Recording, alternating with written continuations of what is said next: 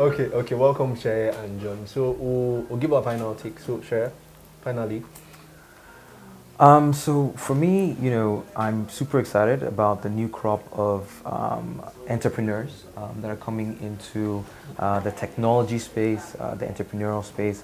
But with that comes a whole lot of perils, right, that they have to be cognizant of. It's not easy, right, especially within the Nigerian environment. So what they need to keep in mind, right, is that acquiring customers is super important, right? This environment is very referral based, right? So a lot of people are, if it's worked for one person, right, it'll work for me. So you always have to find the mechanics that allow you to propagate your message, right? And then you want to retain your customers, and then you want to monetize as quickly as possible. So I think that if people are laser focused on these three things, as opposed to say the pitfalls of PR and making and making noise and maybe even over productizing their products and putting so many features and things into it because they think that this would get more users. I think if you just focus on those three things, right, as new entrepreneurs, build capacity, build the right networks, then these kind of things make it easier, right, for them to survive 1 or 2 or 3 years from when they start. And I think stand on top of the shoulders of those that have come before you, the giants, right? So it's ecosystem 2.0, and I think we want more and more of these kinds of businesses to survive. And it's great to see people like John who are doing that right now. And I think if we can learn and take a page from the things that you're doing, then I think we're in good company. Cool. John? Yeah. So one of the things that I do, like I'm an online business coach, I basically teach people how to monetize online platforms. And my experience in that space has taught me that a lot of things that were not possible before as regards making money on the internet are now possible. I first started trying to learn how to make money online in 2010, but I mean, trying to do that was laughable at the time. So many things were not available to us. Nigeria was not allowed on many platforms, even till today, but it's a lot better now than before, So, but now a lot of things have opened up, and things are not as bad. So there are so many skills that before 2017 were not easily monetizable, but are now. Right? There are platforms like Skillshare, like Udemy, that accept people from all over the world. So if you know how to teach on something, you can get paid for hosting classes there. I have a couple of classes there. There are thousands of students in my classes on Skillshare. You can just Google John Obidi Skillshare, you'll see my classes there. Right? I've got thousands of students there. Only about 1% of those people are Nigerians. Why finally is it that we finally have the market outside here with no hair? The same way we have exports for agriculture, we have exports for knowledge. And let me tell you, let me shock you a little bit. You would think that because I have so many people in my classes internationally on Skillshare, I'm teaching them how to build nuclear weapons. What I taught them was how to use an app called WordSwag to create images for Instagram. That's all. Cool. That's what I got paid thousands of dollars for.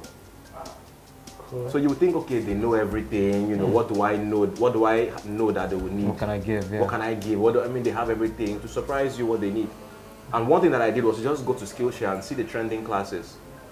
Okay. If this guy's class is trending, that means there's hunger for this particular knowledge. Yeah. So I did a knowledge arbitrage. Learn it and teach it. Okay, cool. Cool. I could get paid for that. So there's Udemy. I haven't tried to make money there, but I've made money on Skillshare. I think I've thought about that a number of times online. So there's Skillshare, there's Udemy, there are other things. There are other platforms that did not allow Nigerians but now do, like Fiverr. Okay. So if you have actual skills, you know how to do video editing, image editing, you can make logos. I know a lot of Nigerians who are banking big, selling their skills on Fiverr, Upwork, and Freelancer. If you're a programmer, before you were a programmer, I remember when I was in school, the dream back then amongst us final year computer science students was to work for InterSwitch. Yeah, that was the first one. Understandable. Yeah, 2009. You know, that was the dream, you know, and it seems like there were very few roads to monetizing a passion or a talent then. Go work for this big company. But now the walls have come down. You can decide not to even study computer science. You can just learn coding from a place like Treehouse and then put up your profile on a site like Freelancer and start getting paid from your living room. You know, there are a lot of my projects that I've outsourced to people all over the world on Freelancer. You know, and there are a lot of Nigerians that I know that are making money from it. So you can sell your skills on Freelancer, Upwork, Fiverr. You can sell your knowledge on Udemy and Skillshare. The great thing about a place like Skillshare, and it sounds like I'm an ambassador for them now. The great thing about Skillshare is that you don't need to really have a marketing budget. It's a network already. So Skillshare is a subscription-based business. Okay. Learners pay $10 a month to be a part of the system. So Skillshare pays you a fraction of that for the number of enrollments you get. So they are going through the platform every month looking for new and exciting things to learn. So if you can put out a class every month, you'll get paid thousands of dollars consistently without having to market. Versus the old way of, okay, I want to teach something, I would have to sell, I would have to convince them on my ability to sell, I have to know how to get people to know, like, and trust me, which takes time. People already know, like, and trust the platforms. Okay. So once you just plug into the platforms, you go, this is the way Jumia, Konga, and Co work. Yeah. You know, most times don't even know who the sellers are. We just trust the platform. platform. Yeah, it's only when it gets to delivery that I wouldn't know who is even selling to us, right? Sure. But the platform. So there are many things coming together. Also, and again, there are a lot of things, but we need to keep our fingers to the pulse. Facebook just released the Facebook Audience Network. How does it work? I think last year or so. It is the direct competitor to Google AdSense. Okay. So content creators can monetize using either Google AdSense, if you like, or Facebook Audience Network. Okay. And Google for Nigerians takes about anywhere between 4 to 6 months to get approved. Okay. Facebook, I think, approves in about 2 weeks. Oh, you know, so that's competition. I've personally gotten paid for about a year now. I've been getting monthly checks for my content on Facebook in Nigeria here. So it's no longer some pipe dream or pie in the sky thing. It is a reality right now. All right. So the level of audience network was that you could monetize your blog articles. Okay. But now they've moved that to, because now Facebook is trying to swallow everybody. So they're trying to now compete with YouTube. They now pay you to monetize your videos on Facebook. Okay. So you may have noticed recently, just very recently, you're watching a video and they'll tell you ad will start soon. So you can apply to also monetize your videos. And if they are long videos, all the better. So something like this that is streaming live right now, you can choose to monetize it. The old way was that the only way you could monetize Facebook videos was to put maybe an ad slot somewhere. Your video guy has to put it at the, but now you can just apply. Facebook will actually start paying you for that. It just happened recently, but because I'm the kind of person who always keeps my finger to the pulse, I want to know what's happening. I hate to be the last to know. You know, I think that as Nigerians, that should be our attitude to technology. Always be the first. I think CNN likes saying that thing, be the first to know. Yeah, always be the first to know, be at the forefront. There is so much opportunity, right? There are other ways that people can make money. There's the area of mobile apps. That's something that I teach quite a lot on my platform, right? And you can, if you have a blog, you can embed your blog in a mobile app. And monetize it. The best thing about having a mobile app today, even though you're not a Taxify or an Uber, but just as a regular content creator, is that, let me paint the scenario for you. When a regular blogger creates a new blog article, how does he bring attention to that blog article? Because remember that bloggers mostly get paid from ad clicks and ad impressions. So how do they get attention to that article? The conventional wisdom is to use paid traffic, you know, which is good, it works, right? But say I pay maybe $1,000 to get Facebook paid traffic to that blog article today. They've seen it, they've clicked, maybe I get paid that day. How do I bring them back tomorrow? Do I pay the same $1,000 I paid the day before? So the game is not now in audience, it's not now in traffic generation, but in traffic retention. And that's what app development helps you do, because now instead of driving traffic to your blog article or to your website, you drive traffic to your app. When someone installs your app, you have them through the magic of push notifications. And it's totally free. Push notifications totally free. So you can re-engage at no cost.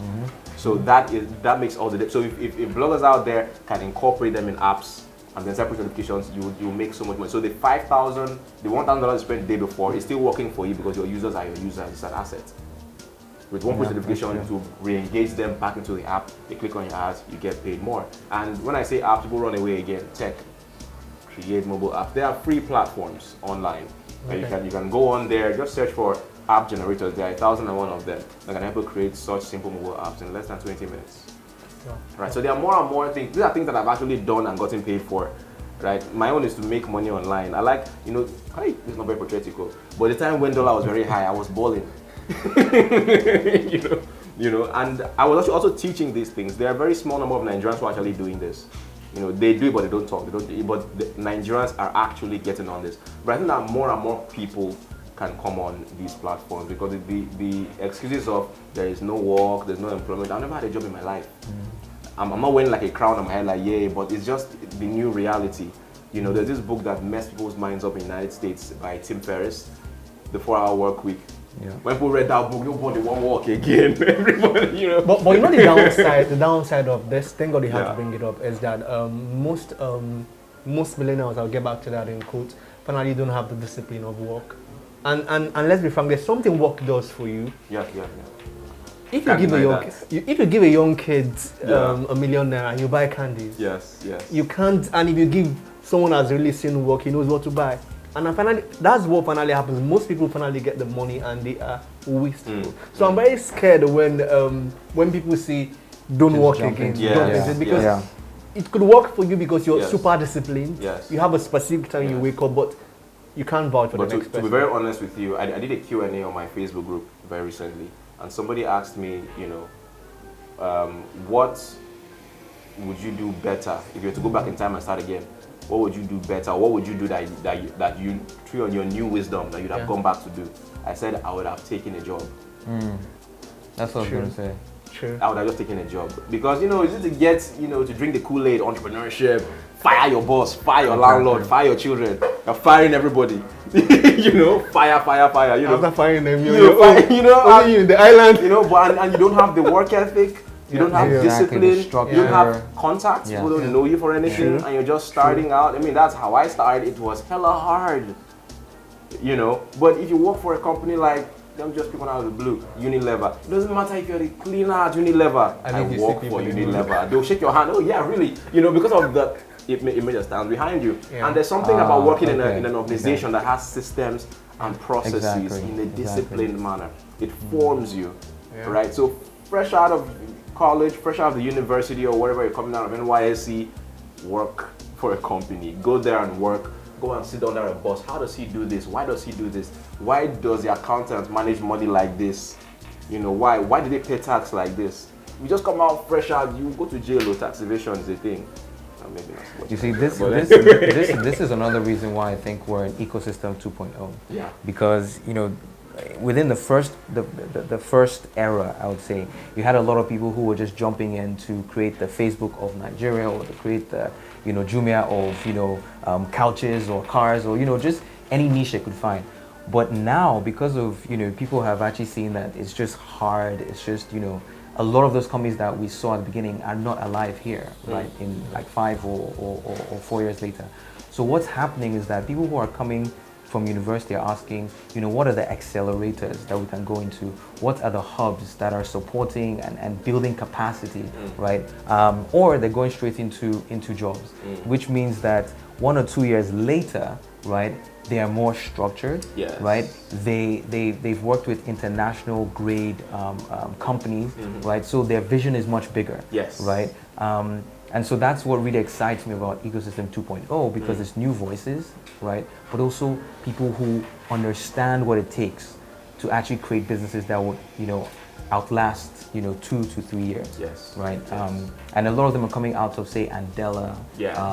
They're coming out of the Jumias and the Congas, right? Yes. They've learned how things work. Yes. And so hopefully we're looking at them to build really amazing new kinds of startups that are Yes. doing new things. Yeah. Yes. I think that's Great very take on important. that. Okay, cool. You guys have said it all, and okay, this is the most interesting part. There's something to do. We have a coconut to break. Oh, really? Smashing the coconut. Okay, so Okay. who's going to do the honors? I'll let both of you decide.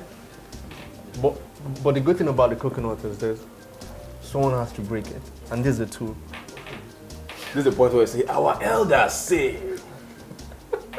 Okay, let's They have like Tales by Moonlight type.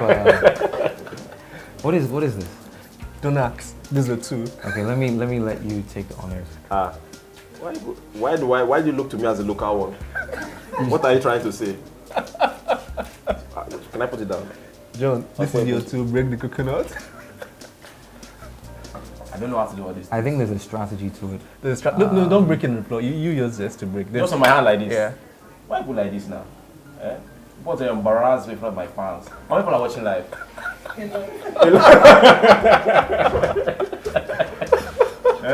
Please don't unfriend me.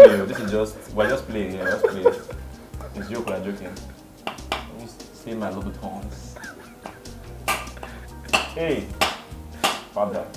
Charles brought me to embarrass me here. See, Charles, if I won't have insurance, if I won't myself. Don't worry, just keep it. It's my fine hand, it's not insured. Oh, Okay, look you at know that. the break. Hey, baddest, my God, confidence. I don't blame you. You don't get break. Fire Nice. down. Well done. For my people. See, only ordinary coconut to the sweat.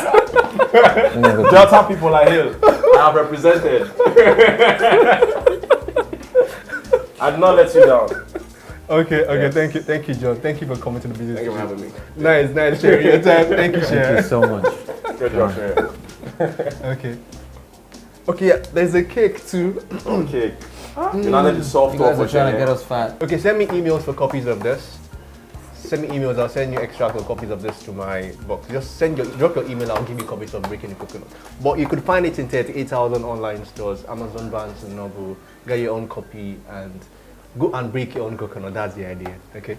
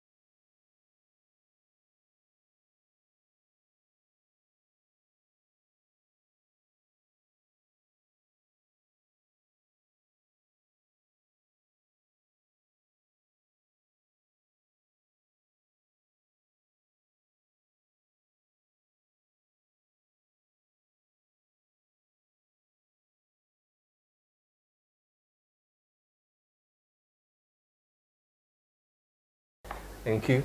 So do we have the cake? Okay, so we put it up This is my there. bread knife. Okay. Okay, let's all put our hands so let's make it easy. Okay. It's a bread knife. Ready? You see they ask question.